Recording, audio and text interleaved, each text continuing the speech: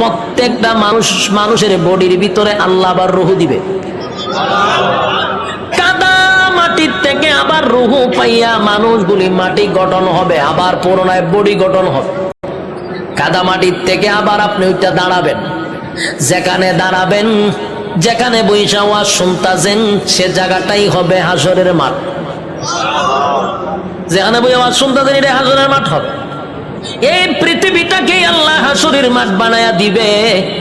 কিন্তু এখনকার পৃথিবী আর তখনকার পৃথিবী একরকম নয় রে। তখনকার পৃথিবী আর এখনকার পৃথিবীর মধ্যে উল্লেখযোগ্য একটা বেশ কম থাকবে। এখন তো কত উঁচু উঁচু বাড়ি আছে, পাহাড় আছে, সাগর আছে, নদী আছে, তখন কিছুই থাকবে না, সমতল একটা মাঠের মতো। মানুষ সেখান থেকে দাঁড়াবে। আর বিজ্ঞানী বলেন মানুষকে আমি কেন দাঁড় করাবো জানো নি?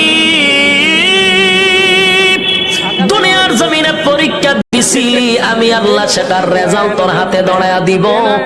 মানুষ গিয়া জমা হবে হাসরের মাঠে। কেউ পানি পান করবে, কেউ কলিজা পাটা পিপাসা লইয়া হাসরের মাঠে দাঁড়ায়া থাকবে।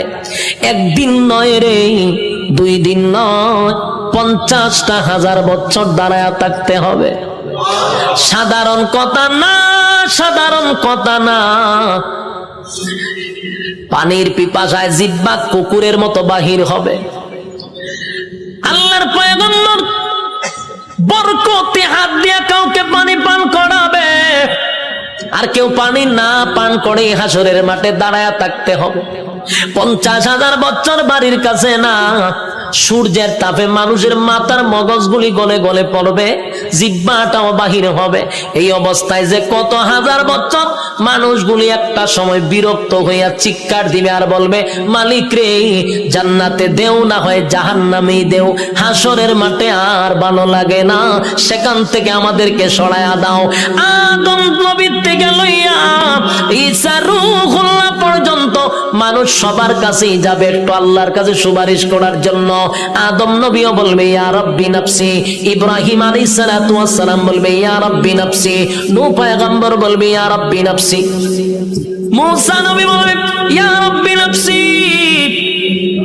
এইভাবে 1,02,24,000 পয়গম্বর ইয়া ঈসা আলাইহিস সালাতু ওয়াস সালাম পর্যন্ত সবাই একটা কথা বলবে, ইয়া রাব্বি নাফসি। আমার কি উপায় হবে?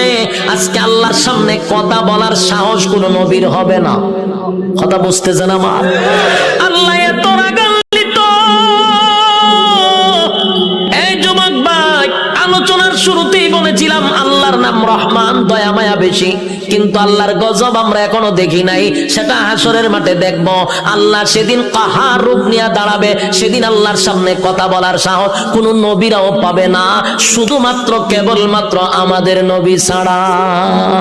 প্রত্যেকটা মানুষের বডির ভিতরে আল্লাহ আবার রূহ দিবে। কাদা মাটির থেকে আবার রূহ পাইয়া মানুষগুলি মাটি গঠন হবে, আবার পুনরায় বডি গঠন হবে। কাদা মাটির থেকে আবার আপনি ওইটা দাঁড়াবেন, যেখানে দাঁড়াবেন, যেখানে বৈশা ওয়াজ শুনতাছেন সে জায়গাটাই হবে হাসরের মাঠ। যেখানে বই ওয়াজ শুনতাছেন এটা হাসরের মাঠ হবে। এই পৃথিবীটাকে আল্লাহ হাসরের মাঠ বানায়া দিবে। কিন্তু এখনকার পৃথিবী আর তখনকার পৃথিবী একরকম নয় রে। তখনকার পৃথিবী আর এখনকার পৃথিবীর মধ্যে উল্লেখযোগ্য একটা বেশ কম থাকবে। এখন তো কত উঁচু উঁচু বাড়ি আছে, পাহাড় আছে, সাগর আছে, নদী আছে, তখন কিছুই থাকবে না, সমতল একটা মাঠের মতো। মানুষ সেখান থেকে দাঁড়াবে। আর বিজ্ঞানী বলেন মানুষ